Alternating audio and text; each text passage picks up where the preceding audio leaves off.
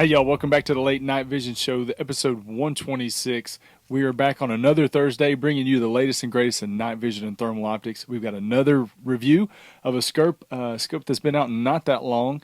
And before we get into that kind of talk, bring in the owner of Outdoor Legacy, Mr. Jason Robertson. How you doing tonight? I'm doing good. What's going on, Hans? I say tonight because people probably already know, but we record these podcasts on Monday, late Monday evening. That's why it's called the Late Night Vision Show. It's because we usually stay up pretty late recording these, and we are right on par with recording time being late. And Our time is getting later. It's getting later all the time. It is when we do our pre-show call and planning and all that kind of stuff. It always butts right up to my hog hunting time because last 2 weeks in a row I've been lucky. I've had hogs come out right after the show, been able to go out and shoot a couple hogs. But hey, I want to thank a buddy of mine, Patrick. He took me out to his deer lease in Anson, Texas, which is in West Texas, and we went there over the weekend. Just went one night, really just it was kind of a work trip to feed deer feeders, put cameras and batteries in cameras and all that kind of fun stuff that they get ready for. But we ended up shooting 14 pigs, 2 coyotes, and I killed my very first rattlesnake. You would have been real proud of me, Jason. I know how you feel about snakes, but it was a great trip. I tell you, West Texas, for all y'all that are in Texas, you know what West Texas looks like. But for all of you that don't, it's generally pretty flat, wide open spaces. Not the jungle like it is in East Texas. Great for coyote hunt. It's fantastic coyote hunting out there. Really good for pig hunting. But right now, where we were hunting, they had cotton planted, and I did not know that hogs liked cotton that much. But man, we saw them in just about every field. There were pigs out rooting around in these cotton fields, and it took us. The first group that we got up on, we shot 9 hogs in the first few minutes of hunting. It took us 2 hours to drag 9 hogs out of these cotton fields because you can't drive in the rows. And I mean, this field is huge. I mean, it's just row and row and row of cotton, and we have to walk down there and tie it up. And we may have tried to drive through some of it as much as we could, but these guys that go out, and you've seen picture of them, they go out and shoot 100 pigs in one night. Can you imagine loading up and dragging 100 hogs? I hope you can drive up to them. Yeah, I mean, it would take forever because it took us a long time. We were having to drag them out of the field, but we had a good time and shot a bunch of hogs. And we got there, started hunting at 10, stopped hunting at 4 o'clock in the morning, and then woke up a few hours later and started working. But it's always fun to go out to West Texas to hunt. It's just a different hunt, kind of hunting than it is here in East Texas. Well, I can tell you straight up, it all sounds great except the rattlesnake, and that's one thing we generally don't have in East Texas is rattlesnakes. We've got some timber rattlers, but it's not very common, thankfully. Yeah. And I don't do snakes, but I darn sure don't do rattlesnakes, so I probably would have been in the truck, and I'd have been, eastbound and down because it would not happen. Yeah, luckily, I didn't even want to think about it when we were out there at night, but we saw it during the day. It's kind of slivered across the trail that we were driving a mule on, and it went across, and I jumped out with a 12-gauge shotgun. I wasn't even going to take a chance with a pistol. I was like, I'm going to run up there, close my eyes, and pull the trigger is what I'm going to do, and hope it I will say this. I shot it and blew it all up, and I cut the rattler off because that's my first. I mean, that's East Texas. We do have timber rattlers, supposedly. I've never seen one. So this was my first rattlesnake to kill. Well, I wanted to cut the rattler off to bring home to show my daughters because they would think it was pretty cool. I grabbed the end of that snake, and it still had a little bit of life left in it, and it started like curling up around my hand. I might have screamed a little bit and ran off. It gave me the heebie-jeebies like you would not believe. That thing started rolling around in my hand. Man. Even though the shotgun basically it had no head left, but still, I'm out.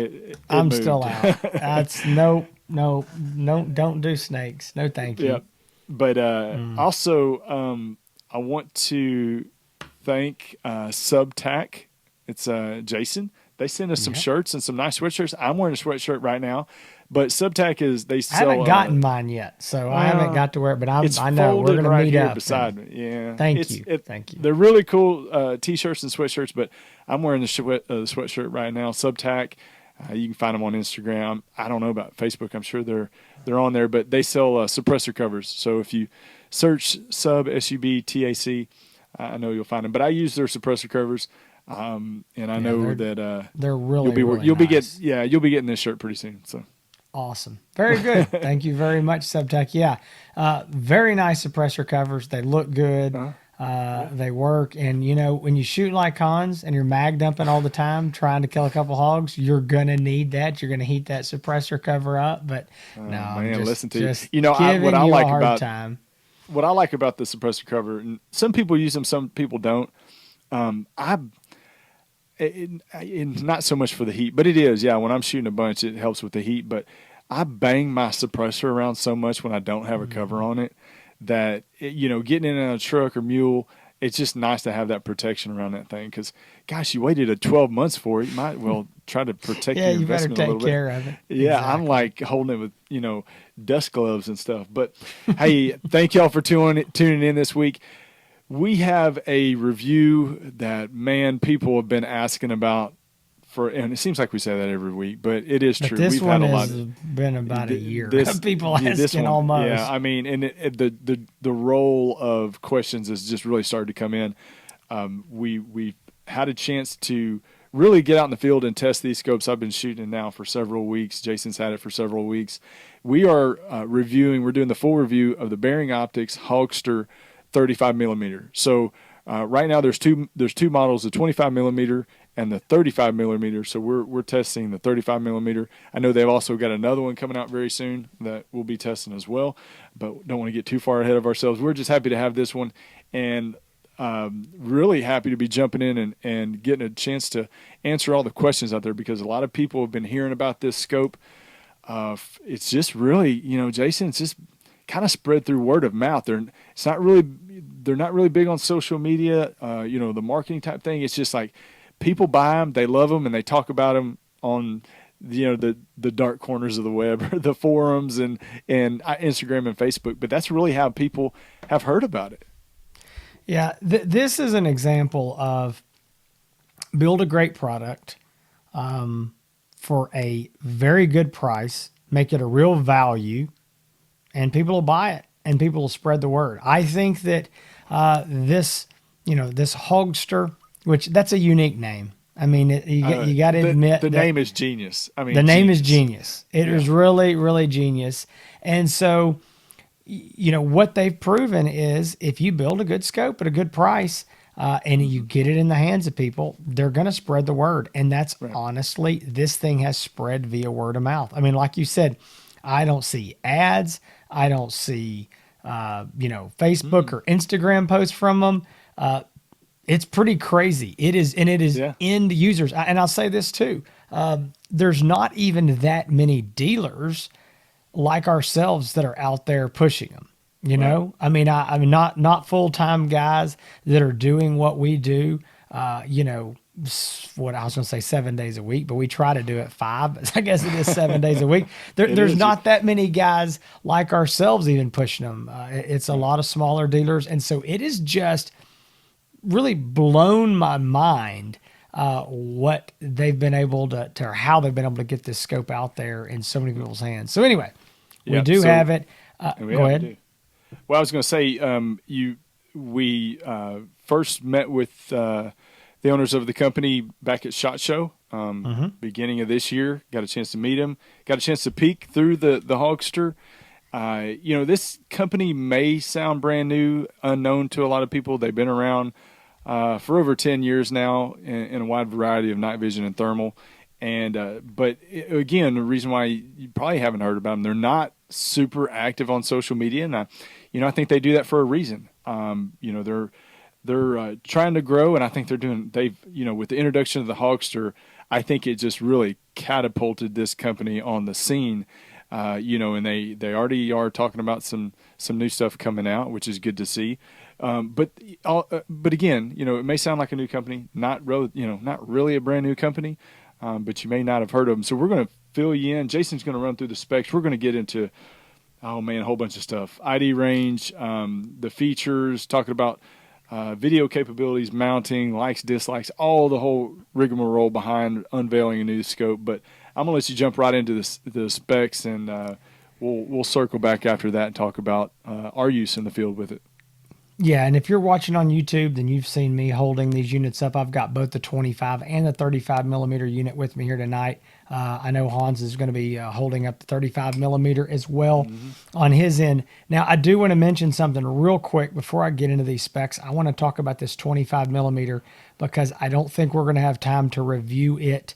It's going to be a little bit. We got so many things to review right now. And so I don't know when we're going to get that thing worked in. I want to tell you about this unit real quick. I know this is not what we're reviewing tonight, but I did want to mention it. It is their 25 millimeter unit. It is a 1.4 power base magnification, super little scope. It's really the same scope as this 35 millimeter. It's got a little different lens cap on it. Otherwise, it's the same focusable objective, all that. This scope is $2,295, $2,295. And if you're looking for a scope that, I would say is like the replacement for something like the FLIR PTS 233, something in that price range, this is the scope for you. You can see I'm holding this up. It's tiny. You can use it as a monocular. You can use it as a scope. Super. We will be reviewing this later on the podcast some weeks from now. Don't know when we'll get to it. But if you're interested, call us. Let us know. Yeah, go ahead. They really came in to come into the market at that price range. We've talked about for a while there need to be something between that $2,000 and $3,000 range, and they just popped on the scene with the perfect scope at the right price point, and the market was primed for it. But yeah, if you're interested in ordering either one of these Bering Optics Hogsters, give Jason a call at 877-350-1818. You can jump on the website, outdoorlegacygear.com. You can check it out there. And we'll be doing this review video tonight. Also on my YouTube channel, I'll be doing a full review with video as well. So sorry to interrupt you there, but I'm glad you did. They got to find out where to order it, right? Exactly. And I'm gonna tell you one more thing here. We're gonna drag this out before we ever review this one, but there is another optic coming, and a lot of people are already asking about that. The first shipment we've got they'll be here way before this show airs. They probably should be here today or tomorrow. So they'll be here before you're watching this. It's going to be called the Bering Optics Super Hogster. And we will be reviewing that. We'll try to get to that soon. We've got to get that thing in the field and use it. It's going to be a 3-power, 2.9 I think actually, but a 3-power base magnification. It's going to be a 12 micron with internal video recording, and it's going to be $3,195. So that is another scope that we will have almost immediately. We're going to have it on the shelf. We've already got the orders in, getting the first shipments in. So if you're interested in that scope, let us know. But that's not what we're talking about today. So I've told you what we're not talking about. Here's what we are. Again, this is the Bering Optics. I'm going to read all these specs here. I'm going to flip my paper over. It's the Bering Optics Hogster R, the letter R. And this is the 35 millimeter version. And it is a 2-power base magnification, okay? And the retail price is $2,675, which is a jam-up price. I am just tickled to finally see something again in these, mid-range 2000s. And this it's worth every penny of it. So jumping into to the specs, a 2-power base magnification. It does go up to 8 power with the digital zoom. It is a 384 by 288 pixel resolution. That's on the thermal sensor. It's 17 microns. It's got a 50 hertz refresh rate. It takes two CR123A disposable lithium batteries, so 2 of those. It will also use a Type-C USB cable for external power. You're going to expect to get around 4 hours, 3.5 to 4 hours is going to be very reasonable in normal operating temperatures and conditions of what you can get out of those 2 batteries. So that's very good battery life for that. Obviously, colder temperatures, more turning it off, turning it on, using some of the functions that we're going to talk about more in here will bring that battery life down some. But I mean, 3 or 4 hours is very reasonable. It's got picture in picture. That is a function that I know everybody's used to seeing in the Pulsar optics, but we're starting to see that in some of these other new optics coming around. So they have the same picture in picture function, which is really nice. It has multiple color palettes. It's got 4 reticle options with 4 colors for the reticles. So you can change those any way you like them. It does have a video out port. So this is an analog video out. It does not have internal video recording. So if you want to record video with this unit, you're going to need to, hook up the video out to an MDVR unit, mini digital video recorder. We have options for that available at outdoorlegacygear.com. Hans is using one of them now. I'm using one. We're testing them with these units. The image quality, honestly, it's pretty shocking. The image quality that we're getting out of these external MDVRs is really, really good from what we're used to getting. So really happy with that. Another thing you might have noticed there, I was kind of playing with it. This I really do like. These units come with a quick detach mount already on them. This is a very small QD throw lever mount. We will talk about that mount a little bit more, but I'll just go ahead and say right here on the front that so far all of our testing on the mount has been great. Hans can get into that a little bit more of some of what he's specifically done to test that mount. Then I think a big deal that everybody wants to know about, and this is something that I'm impressed with, this unit breaks the mold a little bit. It has a 4-year warranty. 3 years is the industry standard for most any thermal or night vision on the market, but Bering is putting a 4-year warranty on this unit. Showing they believe that it's a legit unit that's here to last and here to stay. So that is the good news of the Bering Optics Hogster. Now, I do want to mention one more thing.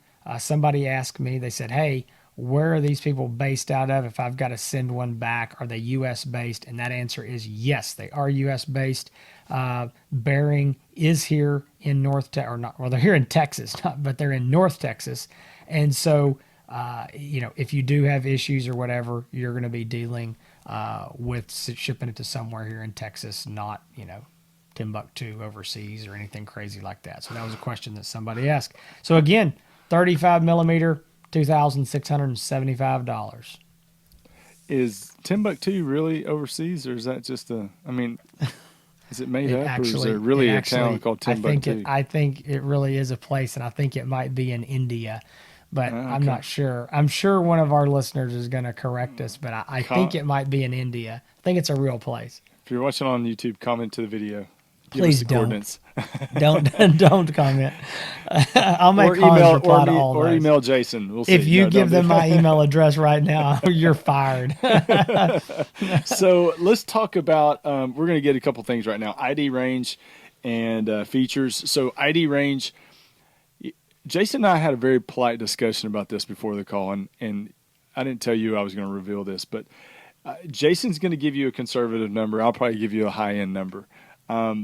I think realistic ID range, just from using the scope for the last 3 weeks, anywhere from 300 to 400 yards ID range. Again, depending on the conditions that you're hunting in. When Jason and I were talking about this before the show, I thought he brought up some really good points as far as being able to make sure that our ID ranges are realistic for all people that hunt. Depending on the skill level or, obviously how long they've been doing it or whatever. But I think 300 to 400 yards, realistic ID range. I wouldn't put it at any more than that. If you're hunting coyotes, it's going to be on that lower end. If you're hunting Cape buffalo, I think you'll be able to ID at 400 yards. Oh, so my gosh. I'm going to stand with that. We've got a new standard for ID range. Elephants and Cape buffalo. Cape buffalo. Now listen, so anytime we see one of the, if you see one of those in Texas, you will be able to ID that thing from a long ways away. You will be able to ID Cape buffalo at 400 yards in short grass guaranteed. If I saw a Cape buffalo, I wouldn't even know what it was. I wouldn't either. You know, I wouldn't know what that's a funny looking cow. That's exactly. I wouldn't shoot it. I wouldn't know. Yeah, well, I do. You know, we were kind of arguing over this a little bit. I want to be clear one thing. When we say ID range, and this is one of the reasons that I like to be more conservative, because number one, we know we're dealing with a lot of people that listen to this show that may have never looked through a thermal device. So the first time you pick one up, maybe the first 6 months you pick one up, maybe it's 10 years, depending on how much you use it. But until you get out in the field and you see tons of the animal that you're hunting, whether that's hogs or coyotes, fox, rabbits, coons, whatever it is, until you see a lot of those animals, as well as a lot of other animals, be it deer, cows, horses, whatever else could be out there, you have, I don't think you have the experience to just right out of the box go, oh yeah, I can ID a coyote at 400 yards, if you've never looked through thermal. And so, and Hans knows that, we both agree on this. It takes experience and it's conditions. Are you looking on a grazed Bermuda grass pasture? Or are you in CRP? Is it 3 foot tall or is it, 8 inches tall? And so he knows that. And I don't disagree that I couldn't look out there at 300 or 400 yards and in good conditions ID a deer or a hog or something like that. But I think realistically, conservatively, I would put that range closer down there to that 300 yard range. Yep. I think that's reasonable. But I'm trying to be a little conservative, but I want to make this big point. And hear me on this, and Hans will know this. Any of these optics, any of them, when we give you the identification range, and it's out there in the 250, 300 plus yard range, we are not saying that is the shootable range. We're saying that's the ID range. Just because, you've got a $6,000, $8,000, $9,000 scope, and maybe we believe that we could ID an animal at 600, 700, 800 yards or further, that doesn't mean we're saying that you should take that shot. So I just want to, I want to differentiate between identify and safe shooting distance. I got a funny story about ID range. I'm not going to name any names. I'm not even going to mention the social media platform, but somebody posted a picture and they were wanting to know, hey, is this a bobcat or a cougar? And I remember sending you a message and saying, I know what you're talking about. Hey, is somebody going to tell this dude that's a raccoon? And it was only at 75 to 100 yards, and it was a good scope, and I could clearly tell what it was. But that's how, people's eyes, it just, especially at night, man, if you don't thermal hunt much, or if you haven't thermal hunted at all, you really don't know it. But your brain starts to talk your eyes into what it wants to see. It really does. It's the craziest thing ever. We're going off on a rant here. We are. In a rabbit trail. But hang on, I'm gonna end it with one story. I'm gonna just make it I knew you were quick. gonna. I'm gonna make it super quick. Hans and I were hunting together one night. We were here in Nacogdoches County, and we were on this huge field. We could see 1,000, 1,200 yards. We were way up high, and we were looking down there, and we didn't know how far anything was, so we had no real depth perception. And we're looking down, and these 2 hogs come out below this tree, and they're way down there. And we're watching these hogs.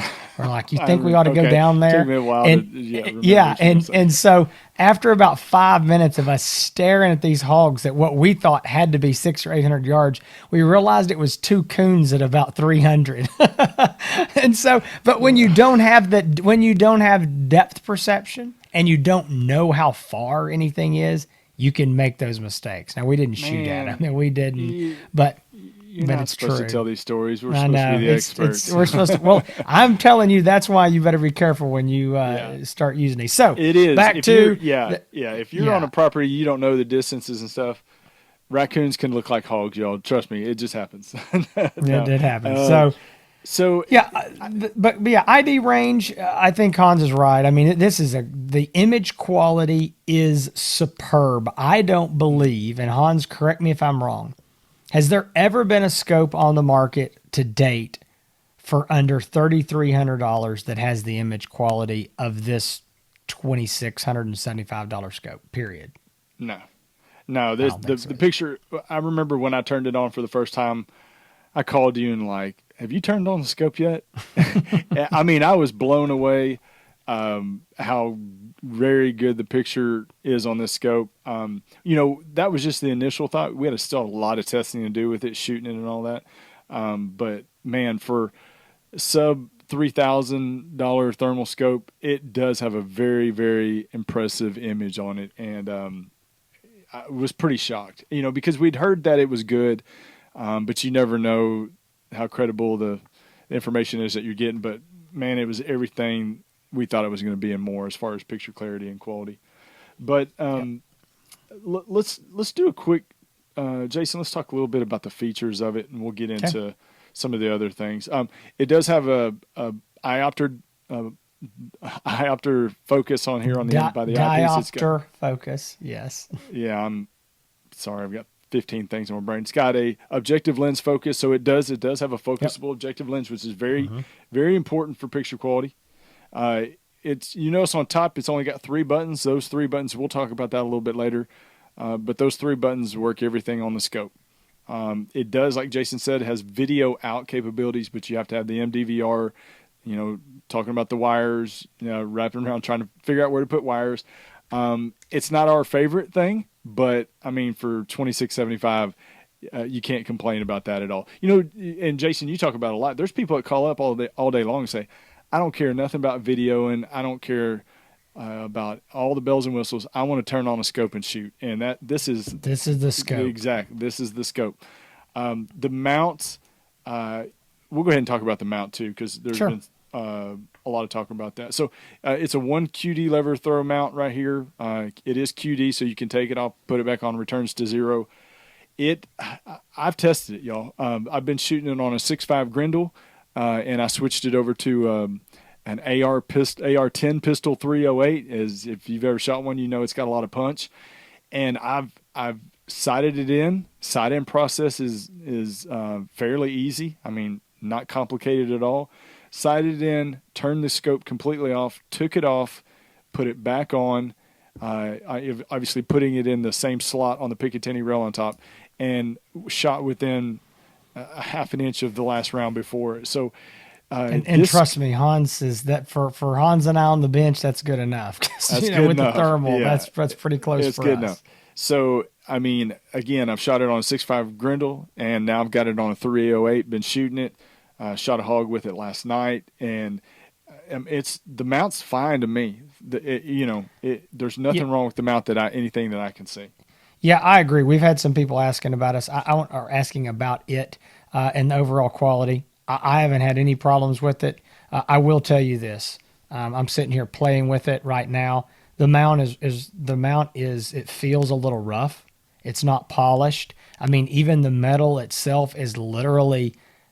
I mean, there's not like it's like it's been buffed out. There's places there's not paint on it. I mean, I don't think that the mount is any kind of a high end mount, but I think it's fine. I think it works.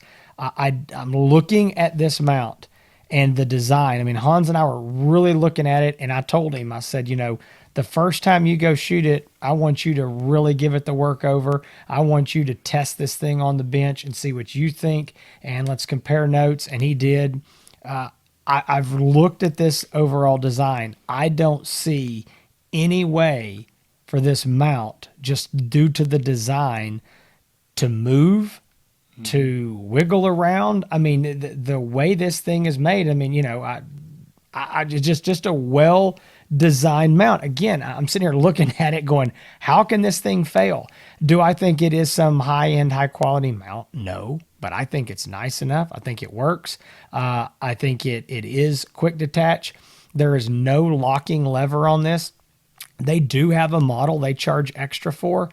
You got to buy the whole scope. They don't sell the mount by itself. That does have a locking lever. Even they told us, Bering themselves said, hey, we think this one right here is just fine without the locking lever. And that's the one they suggested to us. I have seen absolutely no problem with that mount trying to open up, because if you get it, the tension correct when you lock it down, it seems to do good. So I'm happy with the mount. And in my opinion, a simple QD mount on the bottom of it right there, that's saving you. It depends. I mean, if you wanted to buy another mount, you're gonna be looking at another, $100 to $200. Yeah. So there's a savings right there. And if you want to buy a better mount, I know there's some out there. That's definitely something you can do. But for me right now, I'm happy with the mount on the bottom of it for a, $2,700 scope. Yeah, for $2,700, it comes with a QD mount. And even though it doesn't have a locking lever, again, we've shot it a bunch, and this thing does not act like it's going to back off at all. So that's I'm completely satisfied with all of our testing with the mount. So let's get into the likes and dislikes. Yep. We've already talked a lot about it, but the picture image, very good. Very good picture image compared very to the price. I think if you purchase this scope, you turn it on, you're going to be pleasantly surprised, just like we are. This thing is small. You put it up on your hand. It's just, it looks great on a rifle, especially if you shoot a pistol, like an AR pistol. This little bitty scope looks great on the rifle. Small, lightweight. You don't even feel it on there. I'm really glad that, it does have the adjustable focuses, on the objective lens, because sometimes, when you get into the lower price thermals, that's something that they have to kind of cut corners on to make sure they can keep a certain price point. But, you can, with that adjustable focus, you can get a nice, tight, crisp picture. The design, everything seems really good. We'll get into, some other, the button stuff here in a little bit.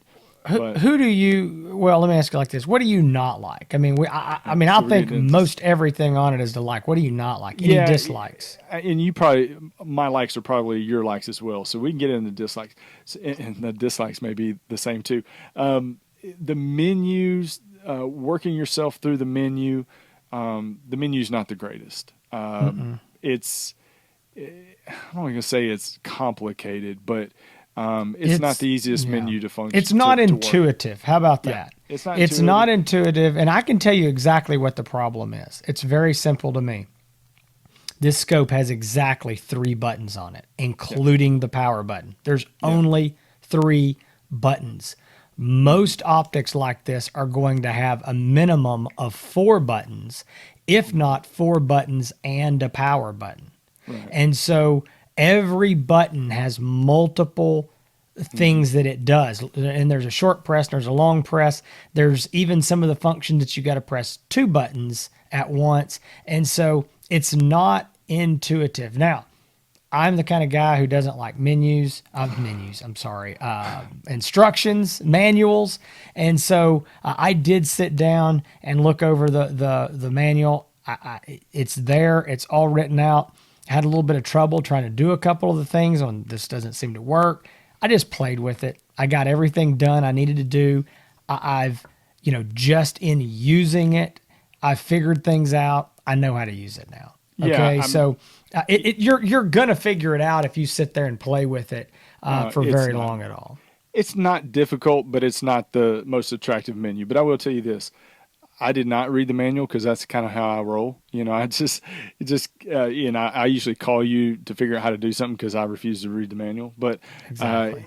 I was able to get this thing sighted in, no problem, figured it out right away. All the major things that you need to do, you'll figure out right away. I mean, it's not, like I say, I don't want to make this sound like it's complicated because it's not. No, it's not complicated. It's just not as intuitive and slick as some of the other, but it's fine. So what else do you not like? I know what I don't like. I'm waiting for the other thing. Oh, really? what you There's more say. than that.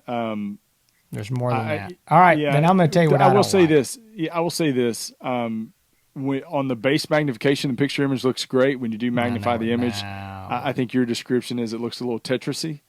Is that what you're going to say? It does. It Yeah. that is, if there's one disappointment about this optic, just one, I do think as good as the image quality is at the base 2 power, it is shockingly pixelated when you double that to 4 power.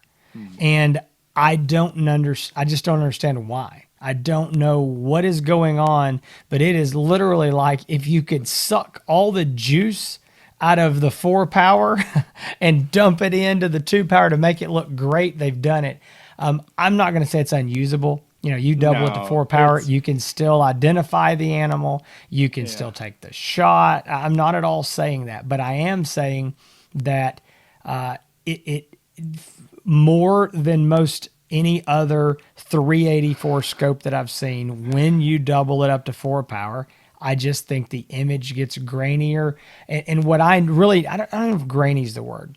I notice the sharp edges of the animals. So you got a Hmm. white, cow or a hog or whatever, and you notice, and I think it's going to have something to do with how sharp they've made this image at this base mag. That's why it looks so good. And I Yeah. think that when you double up, you're kind of seeing those negative effects. So what I would say to you is this: digital zoom never looks good on any scope. I mean, not as good as it does at base mag. It would not stop me from buying this scope. Again, it's still shootable when you zoom up to 4 power, but it is a little disappointing. I wish the image quality held together a little bit better, but it's kind of one of those things. You can overlook it for the price. Yeah. I think it's fine. I'm. I guess I'm not as critical about it as disappointed as you are on the zoom. It is. I mean, it's a little boxy, a little pixelated, but I mean, on the base magnification, which it has such, to me, the perfect base magnification level that I don't think I know I haven't. I have not magnified the image to take a shot at all anyway. But Well, for people out there that are shooting longer distances, you may have to. let's talk about that though, real quick, right there, Mhm. because that's a question. What would you say, and this kind of rolls into who it's good for, but what would you say is a reasonable shooting distance? Not, I mean, not maybe the maximum, but what do you think that this scope is designed for? I mean, how far do you need to be shooting most of the time? Yeah, I mean, under 200 yards, and people may say, "Wow, that's kind of low." Y'all, I would probably It's say not that low. about a lot of thermal scopes out there. I would say that about Yeah, the Thermion XP50, and it's yeah, $5,000. So yeah. yeah, So don't no, think that that's low. Shooting at night with a thermal is a lot different than shooting during the daytime with a daytime scope. 200 yards is a far shot. I had somebody question me that on a YouTube video. I said, this is a long range scope. It was a higher base magnification. I said you can take a shot at 250 yards long range scope, and he kind of said, since when is 250 yards considered long range? And I said, well, I suppose you don't hunt very much at night. And he said, no. So 200 yards well, at night with a thermal is a long shot, no matter what type of scope you've got. it is. But yeah, I would say this is going to be a 200 yard and under scope. And so who's it good for? I think that, man, I think this is good for a lot of people. And no matter what type of hunting you're doing, really, to tell you the truth, the really, I mean, let's not. The most attractive thing about this is not just the great picture quality; it's the price point. For you to be able to jump in under $3,000 and have a good quality thermal optic with a good picture, it gets you out in the field hunting. It doesn't have the bells and whistles, but there's a lot of people out there that don't care about it. If you want to shoot hogs down in the south, if you want to shoot coyotes up north, I think that this can do. I think it could work in all capabilities. If your budget's a max of $3,000, you can't go wrong. If you have a budget that's higher, there's going to be other scopes and optics out there that may be a better suit for you for whatever you're trying to do. But man, if your budget's $3,000, this you can't go wrong. I mean, I don't see any negative we're not even outcomes talking in this. $3,000. We're talking 2,675. You know, Exactly, I mean, this is so. Here's my take on that. I would say 200 max. Can you squeak out a 225-yard shot? Sure, I'm sure in the right conditions, absolutely. But I don't believe if you want to shoot 150, 200 yards every night, you need to buy this scope. All right. I would say, can you hunt coyotes with it? Yes. Does the average coyote hunter going to want this scope? No. Not average guy. Because I think average guy is going to get hung up and shooting, again, average. Up north, a lot of 150, 200, maybe 225, 250-yard shots. I do think this scope is ideal for the shots that are under 100 yards. I don't think that pulling out a 150 or 175-yard shot is by any means out of the question or a long stretch. But again, I say that about, scopes that cost way more money than this that are in this same magnification range. I would say, yeah, that's really made to shoot mostly under 100 yards. And that's what I would say about this. Again, I do believe that 200 yard is definitely reasonable. Yep. My opinion on who it's good for, it is good for, again, the guy who this fits his budget perfectly. It is great for the guy who says, I want to go hunting at night and kill stuff. And I don't need, I mean, I get this all the time. I don't want video recording. I don't want smartphone apps. I don't want all that stuff that's going to get in my way, that's going to use battery, that's going to, I don't want to fumble with that. I mean, I hear it every day. This scope is for you. And if you say, well, I really do want to record some video, hey, great. You know what? You can add a video recorder, MDVR to it, and you can pull that off. You can make that happen. So it's not like you're just completely left out in the cold. Yeah. I think it is an excellent scope for the money. There's a reason that we can barely get them. I mean, it is a hot seller. And I know why, because I don't think there's anything right now, as of the recording of this, that's on the market that even compares to it, period, in this price range. Right. Yep. I agree 100%. So if you're looking to purchase, if you've heard about the Bering Optics Hogster 35mm, if you randomly came across this video on YouTube, please subscribe. If you're listening on iTunes or Google Play, Spotify, thank you very much. If you want to see the scope in person, you can hop on over to YouTube to check it out. You can order this by getting on the website, outdoorlegacygear.com. You can order it there. Also, you can call Jason at 877-350-1818, and you'll have the pleasure to probably speak to Michaela first, and she will get you over to Jason. So be sure to tell her hi. And so if you're looking to find more thermal scopes and optics other than the Hogster, you can always find it on outdoorlegacygear.com. You can find Jason on all the socials on Facebook, Instagram, YouTube at Outdoor Legacy Gear. You can find me on YouTube at Hans ETX. That's Hans ETX. People are like, what's your name? Hans. Did you say Hans? And I was like, well, you can pronounce it any way you want to, but it's Hans, Hans ETX, or on Instagram at the same thing, Hans East Texas. I don't think I've missed anything else unless you say I did, but I don't think I've fulfilled my obligation. I think that was the fastest close that I've heard. So our last few shows, we've been really pushing the time barrier here. We have been. That's okay. We've got a lot to talk about. But folks, we hope you enjoyed this review. As we said early on, we've got so many reviews left. We truly have more reviews, optics piled up than we have weeks left in the year. And that's really weird for this time of year. We have a lot of other fun stuff we want to do, some other shows that we have planned, kind of giving you the best of for 2020. Yeah. But we're probably going to have to push some reviews off to the side to get these other shows done. So listen, stick around. As Hans said, like, subscribe, and never miss an episode. We really appreciate you listening to this. Please come back again next week. Every Thursday, we drop new podcasts. So between now and then, stay safe in the fields and keep making those bacon pancakes.